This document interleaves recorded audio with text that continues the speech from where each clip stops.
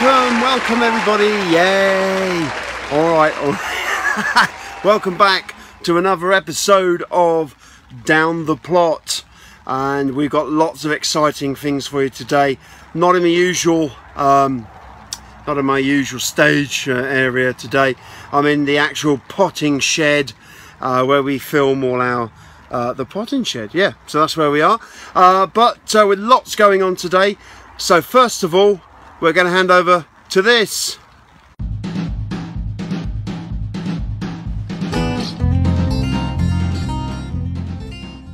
Welcome back to the potting shed, and on this episode of the potting shed we are going to be planting some seeds. So it's that time of year when the seeds should be planted, and that's what we're going to do today. We're going to sow some seeds, and why not, let's go down and have a look at what seeds we are going to sow today on the bench. So the seeds we are going to be sowing today are cucumber. This is called Market More 76, and we're also going to be sowing some aubergine. These are Black Beauty, and we've also got some tomato moneymaker. Okay, so these can be sown indoors between February and June. That's the cucumber. The aubergines can be planted between January and April, as long as it's indoors. And also the tomato moneymaker is January through to April as well. So I thought February would be a good time to start planting these up. So what do we need? Well, of course it's dead simple. We need a tray.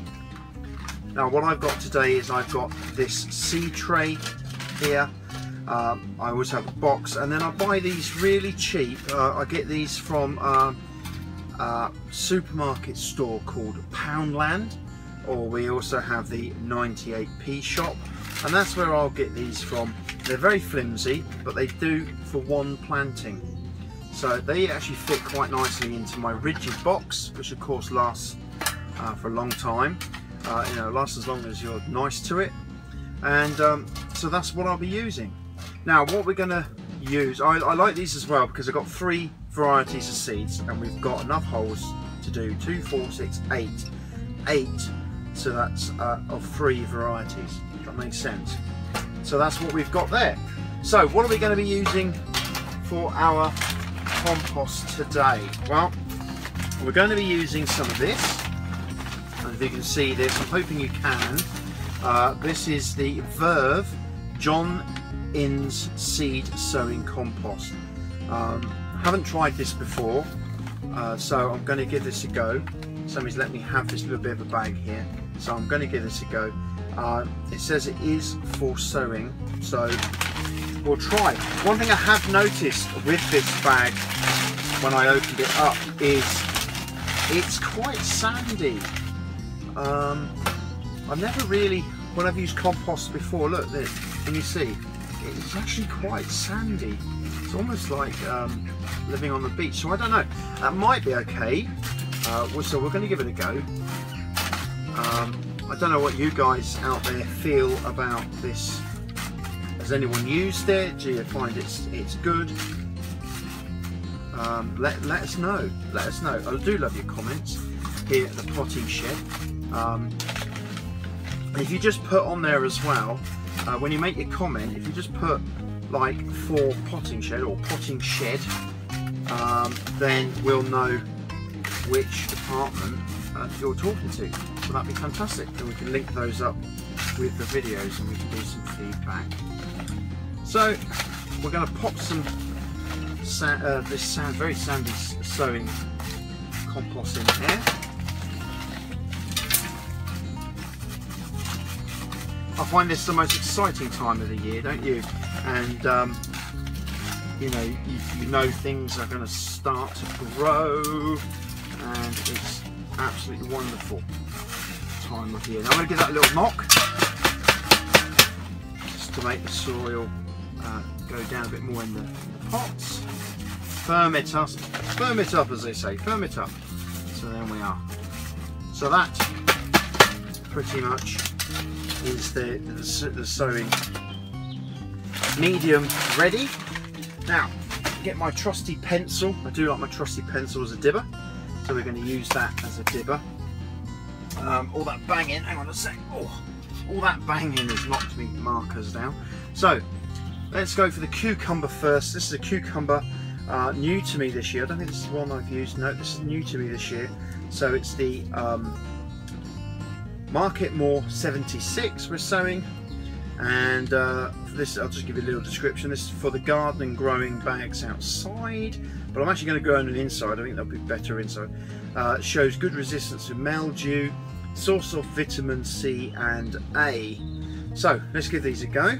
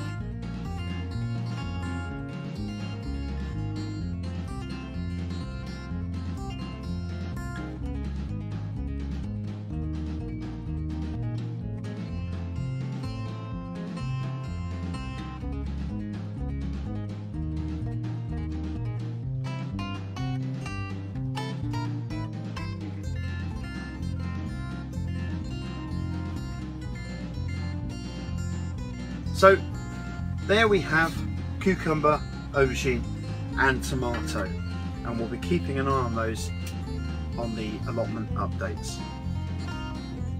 So there we are, that's all we have time for today in the potting shed. So I'm going to hand you back over to Bryn over in the studio. See you soon.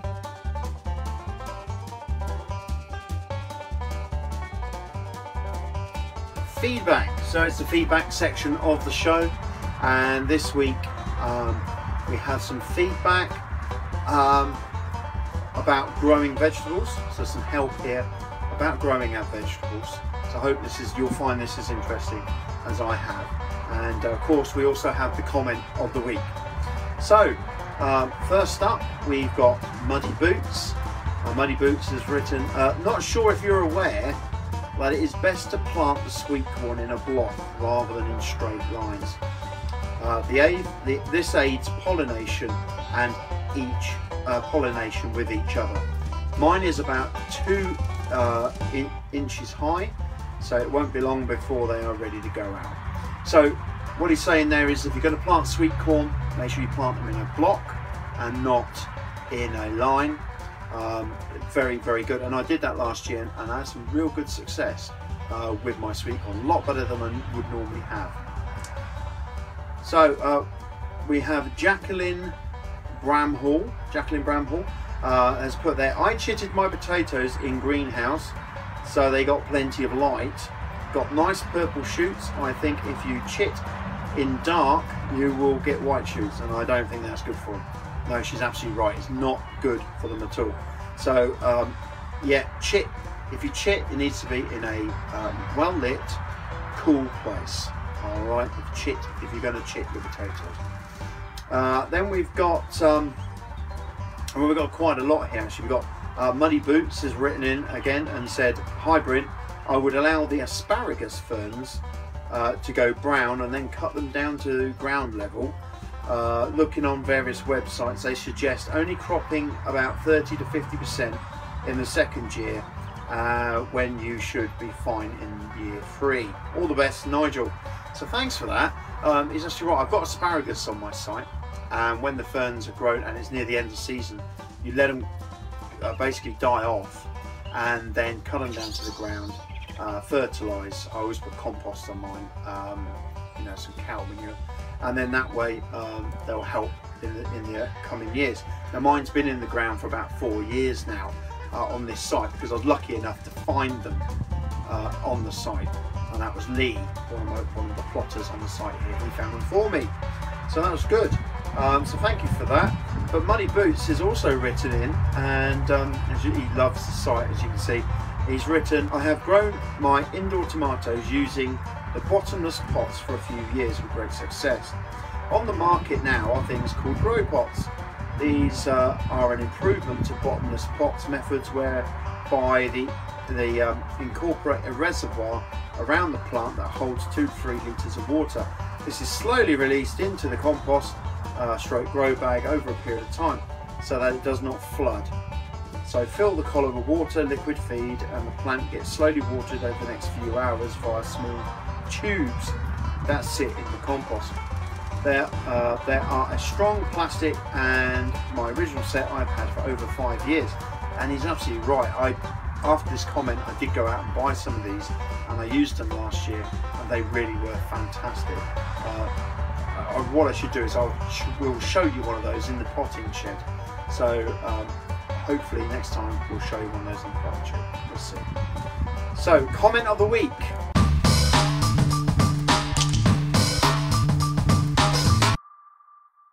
So the comment of the week is from Bacon Soda. Has his own website, YouTube channel, sorry, where he does potato reveals, and they are very interesting because he always has a story or two to go along with his potato reveals.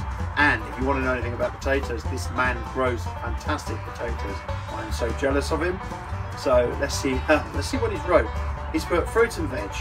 I don't think it matters because I've seen no difference between my old free compost bags and my new fairly cheap buckets. I use the buckets because they are easier for me to handle because of the spinal issues. And he has spinal issues. I have grown potatoes and beetroot in suitcases very successfully. Just show that the container doesn't matter. So what he's saying is that was a comment about potatoes. I was growing them in grow bags, I was growing them in pots, I was growing them in baths, and he's basically put, it doesn't matter what you grow them in, as long as you know that what you're growing them, obviously your earth and that is really good, and they're getting a good feed. So thank you very much for that. You are comment of the week, and that's Bacon Soda. So that's the end of the comments.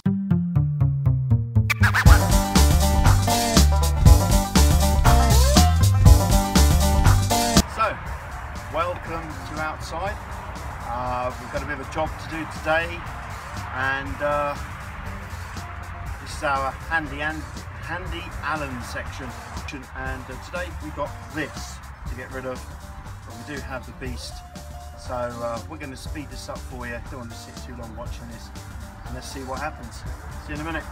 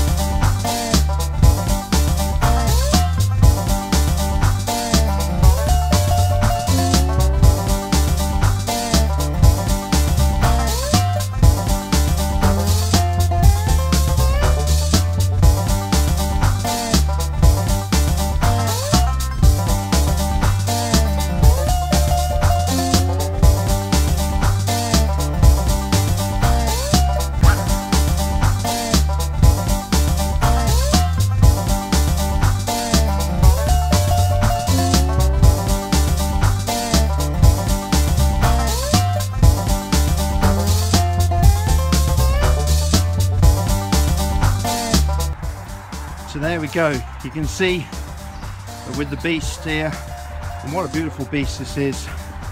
This is a Stratton, Briggs & Stratton Easy Spin mount field. What an incredible piece of equipment. It really does help me to cut through the land. As you can see with this beast, it's just absolutely ploughing through. I mean, to think that that's just taken me 12 minutes just to do that area there, and with hand tools the other day it took me nearly 2 hours just to do a little bit. So yeah, I'm going to crack on with this and we'll show you on one of our updates how far we get. Alright, so yeah, catch you soon. That's it for outdoors. Keep contact with us, do subscribe, and of course like, you know, smack that like button, and share, why not share our videos as well. Alright guys and girls, so see you next week. Bye bye.